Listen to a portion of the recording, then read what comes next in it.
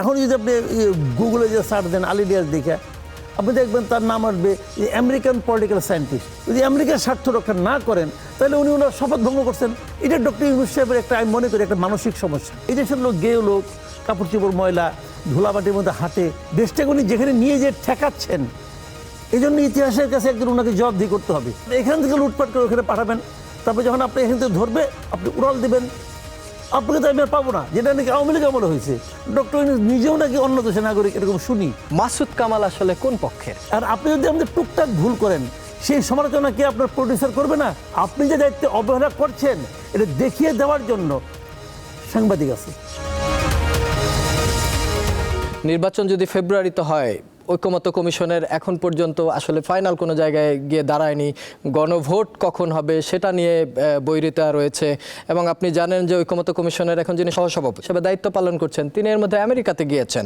মানে সব মিলে কি একটু গুবলেট পেকে যাচ্ছে? এটা গুবলেট পাকিয়ে গেছে অলরেডি। সহসভাপতি চলে গেছেন এবং এই ক্ষেত্রে প্রধানমন্ত্রী তিনি বিশেষ একজন উপদেষ্টা ছিলেন, বিশেষ সহকারী ছিলেন মনির হায়দার সাহেব। তিনি নাকি মূলত এই আলী রিয়াজ এবং মনির হায়দার এই দুইজনই ছিল জাতীয় ঐকমত্য কমিশনের মূল ফেস, চেহারা। হ্যাঁ, দুইজনই আমেরিকা চলে গেছেন এবং শুরুর থেকেই কিন্তু আমি বলে আসছিলাম যে এই জিনিসটা ভালো হচ্ছে না। আপনি যদি এখন যদি আপনি গুগলে যে সার্চ দেন আলী রিয়াজ দেখে আপনি দেখবেন তার নাম আসবে American political scientist and writer. মানে উনি তো গুগলের কাছে উনি পরিচিত আমেরিকান পলিটিক্যাল সায়েন্টিস্ট হিসাবে। উনি একদা বাংলাদেশে ছিলেন, এখনও বাংলাদেশের নাগরিকত্বরা দয়া করে ছাড়েন নাই।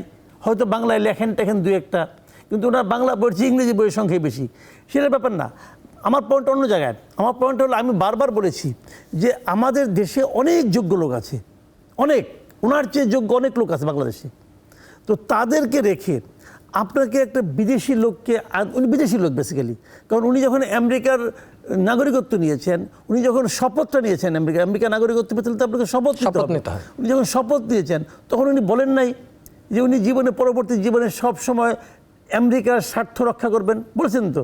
তাহলে উনি যখন এখানে এসে এই কাজটা করলেন তখনও তো উনি ওই আমেরিকার স্বার্থ রক্ষা করছেন। যদি আমেরিকার স্বার্থ রক্ষা না করেন তাহলে উনি ওনার শপথ ভঙ্গ করছেন। হিসাব তো ভাই ক্লিয়ার।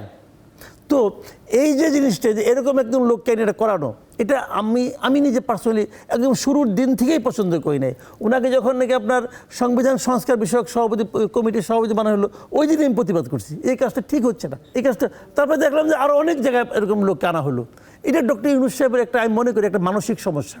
উনি মনে করেন এই দেশের লোক কিছু বুঝে না।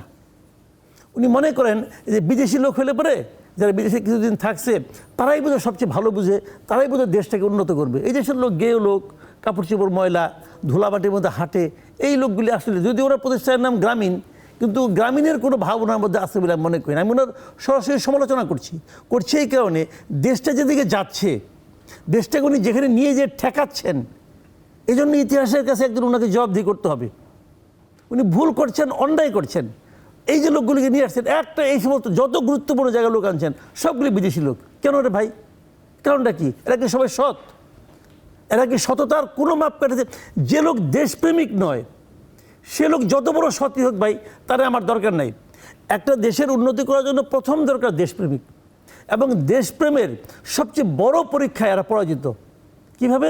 এরা যেই দিন উনি আমার দেশের নাগরিক হওয়া সত্ত্বেও অন্য একটা দেশের নাগরিকত্ব গ্রহণ করেন, সেই মুহূর্তে ওনার দেশপ্রেম অর্ধেক হয়ে যায়। কারণ উনি যদি পুরোপুরি আমার দেশের প্রতি প্রেম থাকে, তো ওই দেশে উনি কী দিচ্ছেন? তাহলে ওই দেশে উনি, হ্যাঁ আপনি বলবেন যে তাহলে কি প্রবাসীদের কোনো ভূমিকা নাই? আছে, অবশ্যই আছে। আমি প্রবাসীদেরকে স্যালুট করি, ওনারা আমার এখানে টাকা পাঠাচ্ছেন, আমার কোনো আপত্তি নাই। যখন আপনি নাগরিকত্ব নেবেন, সেটাকেও আমি অপরাধ মনে করি না। কিন্তু আমার বক্তব্যটা হলো কি, যখন আপনি নাগরিকত্ব নেবেন অন্য কোনো দেশের, তখন আপনি আমার দেশের নীতি নির্ধারণী কোনো বিষয়ে থাকতে পারবেন না। আমার দেশের নীতি নির্ধারণী কোনো বিষয়ে আপনি থাকতে পারবেন না। যখন আপনি ওই দেশে থাকার কোনো বৈধতা পাবেন, যেমন অনেকে মনে করেন আপনার গ্রিন কার্ড আছে, যার গ্রিন কার্ড আছে উনি কিন্তু যে কোনো সময় গেলে ওখানে থাকতে পারবেন। যদি আপনি ওখানে থাকার বৈধতা আপনার থাকে বিদেশে, তাহলে আপনি আমার দেশের কোনো ধরনের নীতি নির্ধারণী কর্মকাণ্ডে আপনি থাকতে পারবেন না, পরিষ্কার কথা। তাহলে কি হবে? তাহলে আপনি এখান থেকে লুটপাট করে ওখানে পাঠাবেন, তারপরে যখন আপনি এখান থেকে ধরবে আপনি উড়াল দেবেন, আপনাকে তো আমি আর পাবো না, যেটা নাকি আওয়ামী লীগ আমলে হয়েছে। আওয়ামী লীগের অনেক মন্ত্রী এমপি কিন্তু বিদেশ চলে গেছে, তাদের বিরুদ্ধে আপনি কিচ্ছু করতে পারবেন না। কার বিরুদ্ধে করতে পারবেন? শেখ হাসিনার ফ্যামিলিতে, শেখ হাসিনা ছাড়া সবাই বিদেশের নাগরিক, এদের কাউকে আপনি পাবেন না কোনোদিনও। তো এখন যারা বাহির থেকে এসে বাংলাদেশে কাজ করছে তারা তো ধরেন এখন তো কেউই পার্মানেন্টলি চলে যায়নি, কিন্তু ভবিষ্যতে তো তাদের আবার পার্মানেন্টলি চলে যেতেই হবে। সেই ক্ষেত্রে তো নিশ্চয়ই দায়বদ্ধতার জায়গায় ঘাটতি অবশ্যই। এই জন্যই তো আমি বলি যে আপনি নীতি নির্ধারণী কোনো দায়িত্বে এই লোকগুলিকে আপনি বসাতে পারবেন না, বসানো উচিত হবে না। আপনি ইন্ডিয়ায় যান, ইন্ডিয়ায় তো দ্বৈত নাগরিকত্ব তারা মানেই না। আপনি যদি ইন্ডিয়ান কোনো নাগরিক যখন নাকি বিদেশে যায়, তারা কিন্তু ইন্ডিয়ান নাগরিকত্ব রেখে ওই নাগরিকত্ব নিতে পারে না, তাকে ইন্ডিয়ান নাগরিকত্ব ত্যাগ করতে হয়। তাদেরকে ইন্ডিয়ায় ব্যবহার করে, তাদেরকে বলা হয় এনআরআই বলে, নন রেসিডেন্স ইন্ডিয়ান বলে তারা কিন্তু। তো তাদের জন্য দেশে বিশেষ সুযোগ সুবিধাও আছে। তুমি দেশে ইনভেস্ট করতে পারবা, অমুক করতে, সব করতে পারবা, কিন্তু তুমি দেশের কোনো গুরুত্বপূর্ণ কাজ করতে পারবা না, মানে সরকারের পার্ট হতে পারবা না। তা আমাদের এখানে এটা কেন করছেন? ডক্টর ইউনূস নিজেও নাকি অন্য দেশের নাগরিক, এরকম শুনি, সত্য মিথ্যা আমি বলতে পারবো না। তো ওনার আশেপাশে যারা আছেন সবাই একই জিনিস। তার মানে কি এদের দেশের প্রতি কোনো রকম ভালোবাসা আছে বলে মনে করি না। না, তাহলে জুলাইয়ের আন্দোলনের পর আমরা যে বাংলাদেশপন্থী রাজনীতির কথা বলি, যা নিজের দেশের রাজনীতির কথা বলি, একসময় যেখানে ভারতীয় আগ্রাসনের কথা বলা হতো, এখন কি সিস্টেমেটিক্যালি এটা আমেরিকান আগ্রাসন হয়ে গেল কিনা? আমরা এর আগেও এই বিষয় নিয়ে কথা বলেছি। যারা সাংবাদিকতা করে, আপনি যেহেতু দীর্ঘদিন যাবৎ সাংবাদিকতা করেন, সাংবাদিকদের মধ্যেও এরকম এই পন্থী ওই পন্থী, এই রাজনৈতিক দল ওই রাজনৈতিক দল গ্রেপ্তার হয়েছে, নির্যাতন হয়েছে।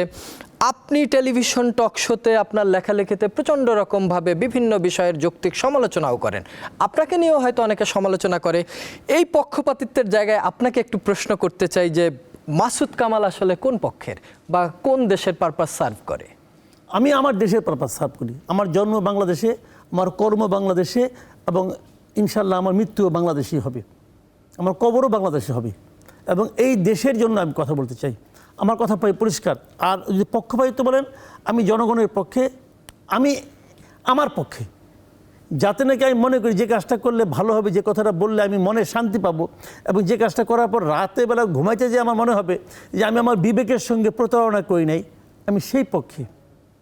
আর যদি আপনি খুব বাইরের থেকে মানে গ্রসলি দেখেন, তাহলে আপনারা দেখবেন আমি যেটা বলি সাধারণত দেখা যায় যে আমি এন্টি এস্টাবলিশমেন্ট, মানে সরকারে যারা থাকে আমি তাদের সমালোচনাটা বেশি করি। এখন বলবেন সরকার যদি ভালো লোক থাকে তাহলে, হ্যাঁ ভালো লোক থাকলে কোনো সমস্যা নাই। তো কেন আমি বলি সেটা আমি ব্যাখ্যা করি একটু। তো ঢাকা শহরে রাস্তায় যানজট, এখন এই জন্য কি আমি স্টুডেন্টদেরকে দায়ী করব? এই জন্য কি আমি বিরোধী দলকে দায়ী করব? এই জন্য কি আমি এনসিপিকে দায়ী করব?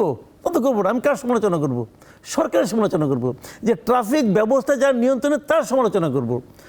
চাঁদাবাজি হচ্ছে, এর জন্য আমি কাকে দায়ী করব? এর জন্য আমি দায়ী করব সরকারের যে সংস্থা চাঁদাবাজি থামানোর জন্য দায়িত্বপ্রাপ্ত, তাদেরকে দায়ী করব।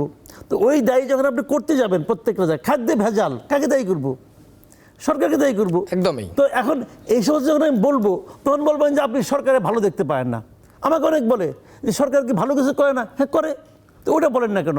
আমি কিন্তু ওইটা বলার জন্য তো আপনি আছেন, ওইটা বলার জন্য সরকার তথ্য মন্ত্রণালয় আছে, ওইটা বলার জন্য তো সরকারের যারা লোক তারা। এখন আপনার দায়িত্ব ভালো করার, বুঝেন ব্যাপারটা?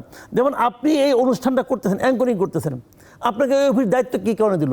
যে তুমি ভালোভাবে একটা অ্যাঙ্করিং করো। এখন আপনি ভালোভাবে করছেন, এই জন্য তো আপনি বেতন পাচ্ছেন। আপনাকে খারাপভাবে গেলে আপনাকে বেতন দিত না তোরে ভাই। আর আপনি যদি আমাদের টুকটাক ভুল করেন, সেই সমালোচনা কি আপনার প্রডিউসার করবে না? করবে। আপনার দর্শক করবে না? করবে। তাহলে আপনি বলেন যে হ্যাঁ আমি ভালো হয়তো কিছু করলাম, একটা জায়গায় খারাপ করলাম, তাও তোমরা আমাকে সমালোচনা করতেছো। হ্যাঁ ওইটুকুনি সমালোচনা হবে, এই কারণে যে যাতে নাকি আগামীবার আপনি ওইটুকু ভুলও না করেন, কাজে ভুলটারই সমালোচনা হবে। আর ভালোটা করার জন্য আপনি দায়িত্বপ্রাপ্ত, এই জন্য আপনি বেতন পান, এই জন্য জনগণ আপনাকে টাকা দিয়ে রাখছে। কাজে ভালো যেটা করছেন ওটা আপনার দায়িত্ব, আর ভুল যেটা করছেন ওই জায়গাটাতে আপনি দায়িত্বে অবহেলা করছেন। আপনি যে দায়িত্বে অবহেলা করছেন এটা দেখিয়ে দেওয়ার জন্য সাংবাদিক আছে, এবং সাংবাদিক হিসেবে সেই কাজটা আমি করার চেষ্টা করি।